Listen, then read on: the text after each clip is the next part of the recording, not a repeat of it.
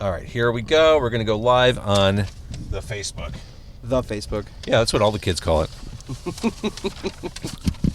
They put the in front of it. They do.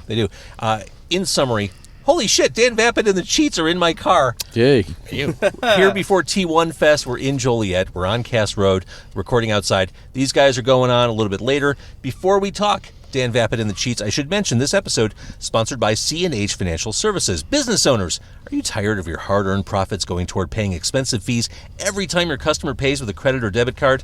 We're happy to announce our partners at C&H Financial Services has the solution. C&H is the fastest-growing financial services company in Illinois, as recognized by Inc. magazine, and their patented technology allows you to eliminate 100% of the fees associated with accepting credit and debit cards as a form of payment.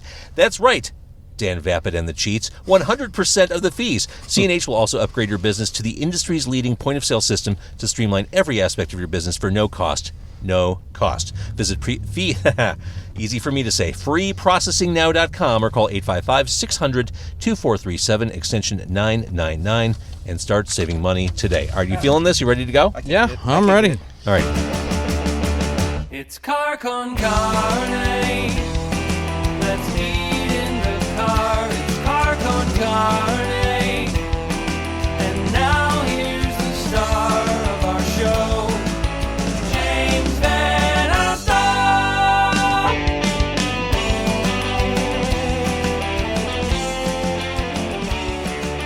So Dan, you just pulled up. I just pulled you up. You literally pulled up to the Forge in Joliet, got out of your car, jumped into my car.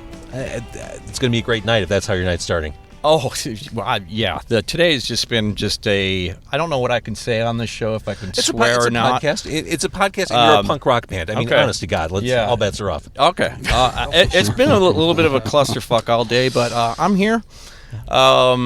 I don't think we're running late necessarily, so I guess that's good. Yeah. We're a little tight on time. All right, so a little tight, but be quick. We'll hit the high points. Cool. Brevity is a good thing in interviews. Yeah. Do you miss being in Chicago full time? I really don't. The thing with Chicagoans. There it is. Here's the problem. Is that it's you reach a certain point in your life and it just gets a little too crowded. It gets expensive. I got a little tired of red light cameras, and I got tired of having to pay to park and and being the constant congestion. There is parts of me that really does miss. I miss Simon like crazy, and like other friends and stuff like that in certain places. But day-to-day life, I would say no. I like being in a small town, but I also like being in a progressive environment. So I miss Chicago for that reason as well, because where I'm at now is Southern Illinois, and it's it's kind of a red part of the state. To say. Put it lightly. So my lasting impression of driving through downstate Illinois is just that humongous crucifix when you drive past Effingham. I think that says it all. Yeah. That is unbelievable. We should introduce the Cheats in the back seat. Yeah. Hello, Cheats. Who's in the back seat? I am Simon in the back seat. I'm Dillon in the back seat next to him. We're missing Gabe, our drummer. Oh. I play guitar, Dillon plays bass, Gabe is inside looking after our merchandise. Well, that's very good. And the drummer usually gets sacrificed in situations like this. Indeed. It's easy to offer up the drummer. Since we have such a brief amount of time, I want to kind of hit the high points with you, Dan. First of all, Dan Vapid and the Cheats. The new album is 3. It's out. It's fantastic. Did the Cheats kind of happen, I don't want to say by accident, but it just kind of happened, right? It did. It was kind of an accident in a way. I was playing in Screeching Weasel, and it kind of abruptly ended. Can we talk about that? We can. Yeah, you can ask me whatever you want. But that was the catalyst for this band. Is that there was a promoter at where did we play? We played Cobra. Yeah. That's right. Sorry. They've taken care of us. And they asked if I wanted to play, just play just songs that I've had in the past, and I decided to play. A lot of people had come in to Chicago that weekend because there was Screeching Weasel was supposed to play and then had canceled. So I put a set together, and I had songs, and I just kind of took it from there. Recruited Simon and Mike Byrne and Mike Susi. And when I had moved out of Chicago, then Simon stuck with me, and then the other two, it just kind of, the distance wasn't, they weren't able to kind of work it out. So when I got to St. Louis, I got Dillon and on bass and Gabe on drums. Gabe, of course, manning the merch table. Manning the merch table, yeah. Let's stay on Screeching Weasel for a second. You joined Screeching Weasel '89, is that right? Late '80s? Correct, yeah, '89. So, I mean, at this point in Chicago punk rock, ray guns winding down, effigies are winding down. It was like almost like a symbolic changing of the guard when Screeching Weasel kind of came in. And I always kind of thought of Screeching Weasel as a suburban punk rock band. Like, you guys kind of built a base out there, didn't you? Yeah, I mean, they had the song. I would say that they were kind of proud of that for some reason. I don't really know why. I am from the suburbs as well. I'm from Des Plaines, and they lived a town over. Well, Ben lived 2 towns over, and John lived 1 town over. But it was, I don't know. I think at the time, a lot of the punk bands were, we're from Chicago, we're in the city, and I think maybe to be still wearing their cop coats they got at the alley. Yeah, maybe to be the thorn in the side of the scene, and to say they decided to kind of embrace the suburbs. At least that's the way I saw it. They might have a different answer for that, but they kind of embraced that. So, jumping ahead, Screeching Weasel, South by Southwest, was it? Austin, when the wheels came off? Yeah. Yes, sir. How much can you say about that? You ask me whatever. Okay, what happened? Well, we were playing a show, and he had like what he was being called. Ben Weasel. Yeah, he being Ben Weasel had a thing that he called part of his bit, his show. He did warn us that it was going to happen, but in my view, it felt like the equivalent of like if you and a bunch of friends were going to go to a party and said, I don't know if such and such is there, there might be trouble. And then when you get there, they pull out a gun. That's what the equivalent of that night felt like.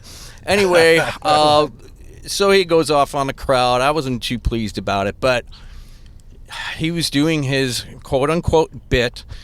And then a girl had come on stage and, try to attack him, and then he punched her, and everybody caught it on video. This was the time when it was still pretty new. Everybody just taking video constantly everywhere you went. So it got around very, very fast. I had people, it pretty much went south from there because I didn't back him up on it.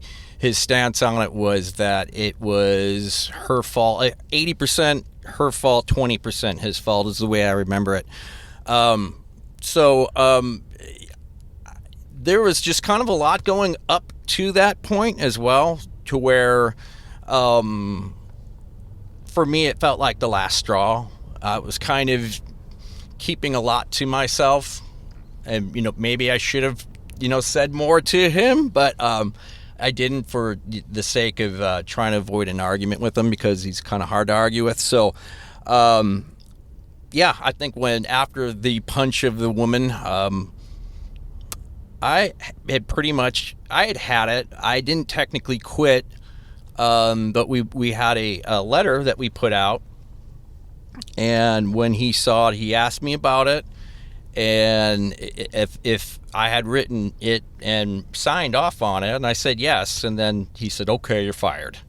I'm like, okay. And here we are. So after that point, that's kind of when that show had started that I was talking about earlier at Cobra. So that opportunity kind of happened after that, and so 8 years or whatever, here we are. That grew out of that ugly situation. Yeah, for sure. I think you guys are great. I'm actually really excited to see you tonight. Jumping back to the 90s for a couple seconds, it seemed like everything you did was kind of floating around that big explosion that happened. Like, to me, Dan Vapid, your punk rock resume is almost like always the bridesmaid, never the bride. You were very successful on a punk rock level, but it seemed like the bands you were in, whether it's Riverdales or Screeching Weasel, I thought the Bark Like a Dog album was poised to like do something Green Day-ish. It seemed like you were really close to that proverbial commercial brass ring, but it never went all the way. Did you think of something weird's going to happen or something big's going to happen with one of these Methadones or anything? With the Methadones, I was hoping it was going to be more than what it was, but I think it didn't work out that way. I think a lot of it may just been the commitment of just saying, hey, we got to buckle down and go on tour. And not that we didn't tour, we did, but we would tour like a couple weeks here, months would pass, couple more weeks, I think like looking back now, I wish I would have went 4 to 6 months a year and just hit it hard, Right. I think that could have made a difference. People still love the Methadones. I mean, my God, it's great stuff. That's all. Thank you.